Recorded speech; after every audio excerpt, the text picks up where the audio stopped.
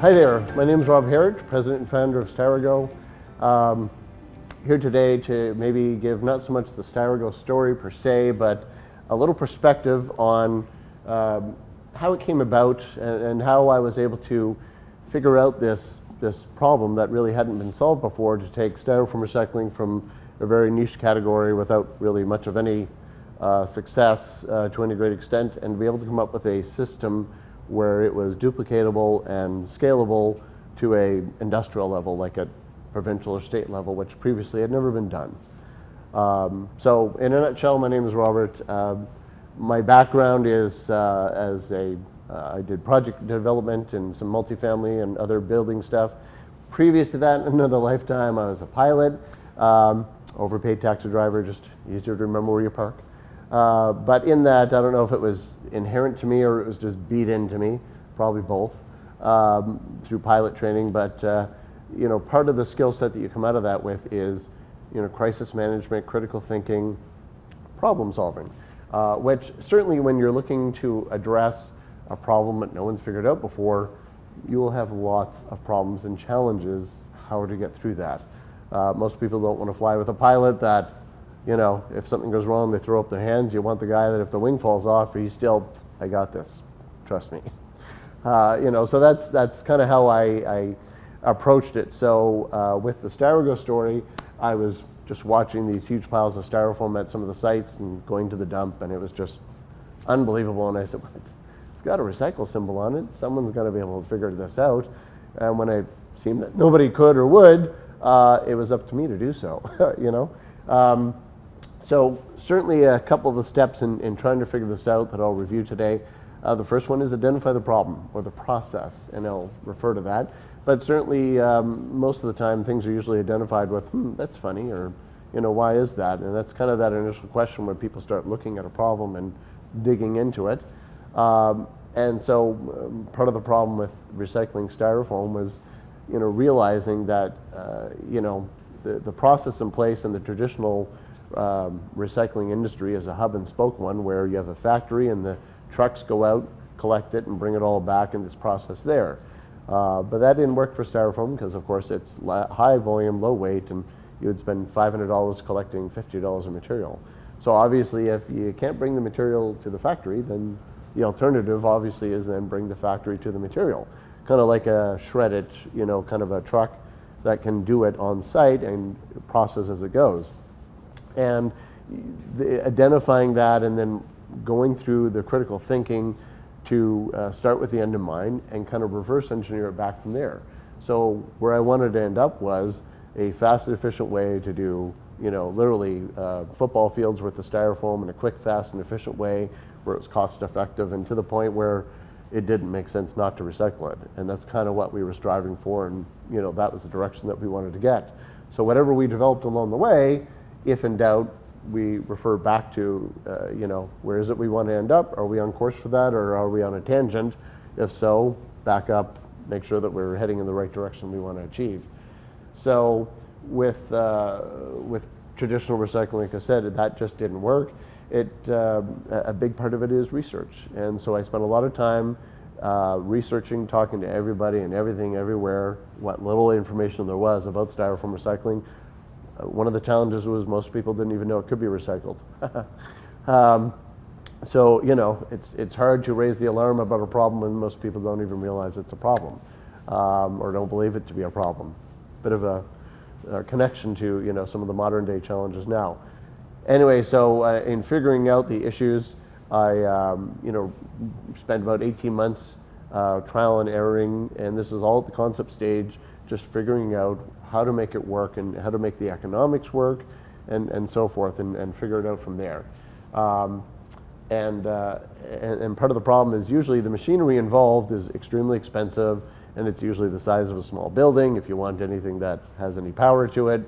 And so that was the challenge that, you could either have a truck with a giant machine and a giant generator to power it, but of course that's not really practical to move it anywhere, or you could have the Fisher Price version, so to speak, in the back of a truck, but of course it would make, $10 or $20 an hour of material, and it doesn't even pay for the fuel while you're there, let alone driving and labor and all these other expenses. So finding that, an Venn diagram, that little sweet spot of productivity versus cost, and that was the challenge to put that together and make that work.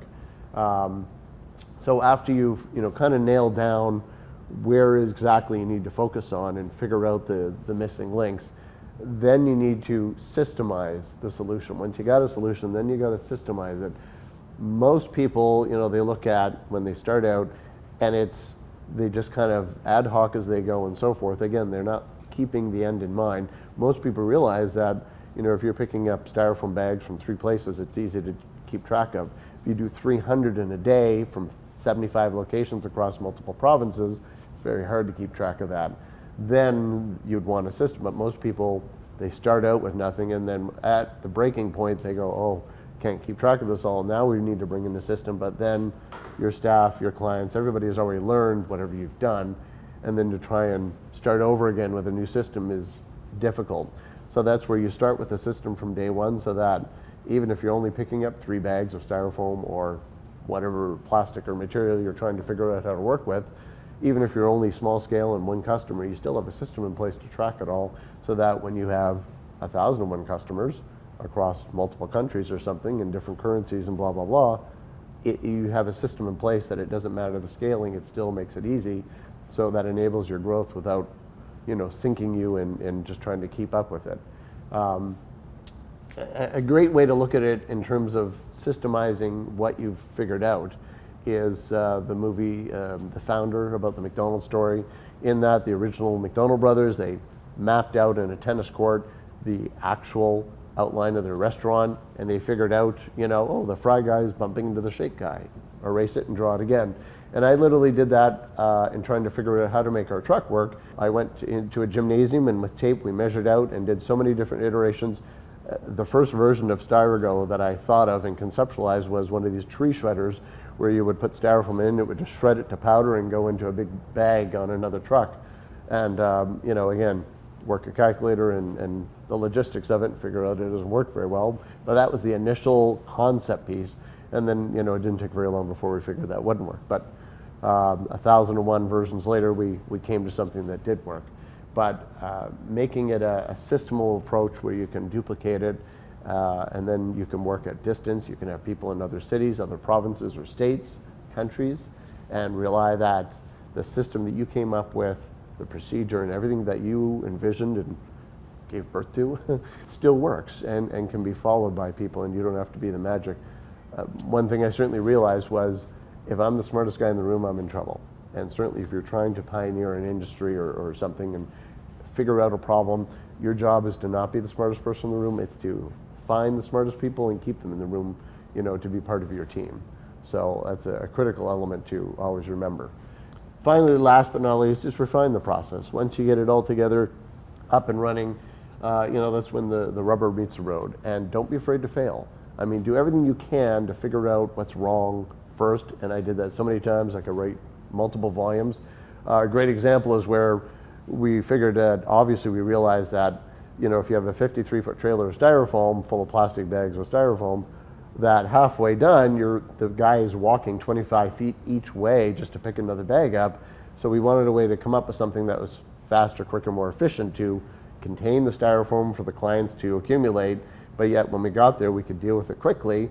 And we came up with this pop-up tent, we call it an e-bag, and I must have spent $500 and 8 different versions trying to come up with the right thing that would work.